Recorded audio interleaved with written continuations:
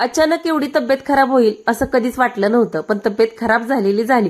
Basic कामं तर आपल्या प्रत्येक स्त्रियांना कितीही आजारी असू द्या करावीच लागतात. त्यानंतर मस्त असा अंघोळ झाल्यानंतर अद्रकवाला चहा घेऊयात आणि म्हटलं चला सकाळची सुरुवात ही पॉझिटिव्ह गोष्टीपासून करूया. म्हणून मस्त असं चहा घेतला आणि सुरुवातीचं काम म्हणजे देवपूजा करून घेतली.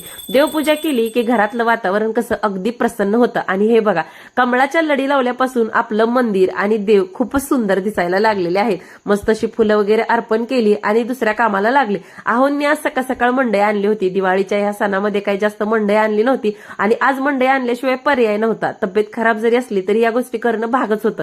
त्यानंतर मस्त अशा सगळ्या पालेभाज्या आहेत त्या स्वच्छ धुवून घेतल्या आणि सुकत घातल्या. आज होता पावभाजीचा बेत आणि बऱ्याचशा फळभाज्यांच्या साली काढून घेतल्या होत्या. याच्यामध्ये आता 1 तांब्या पाणी घालणार आहे, रात्रभर हे तसंच ठेवणार आहे आणि दुसऱ्या दिवशी याच्यामध्ये भरपूर पाणी ऍड करून म्हणजे आणखीन 2 तांबे पाणी ऍड करून ज्या काही कुंडीतली फुलझाड आहेत त्यांना हे पाणी टाकून घेणार आहे. याच्यामुळे छान फुले येतात. मस्तच हे पावभाजी मॅशर नवीनच आणलं होतं, हे दुसऱ्यांदाच वापरते आहे. याची लिंक वरती देते, टॅग करून. तुम्हाला हवा असेल तर तुम्ही नक्की घेऊ शकता. लेकीला क्लासवरून घेऊन येताना मस्त असे पाव घेऊन आले आणि घरी येऊन पावभाजी एन्जॉय केली. पावभाजीची लिंक खाली देते, नक्की बघा.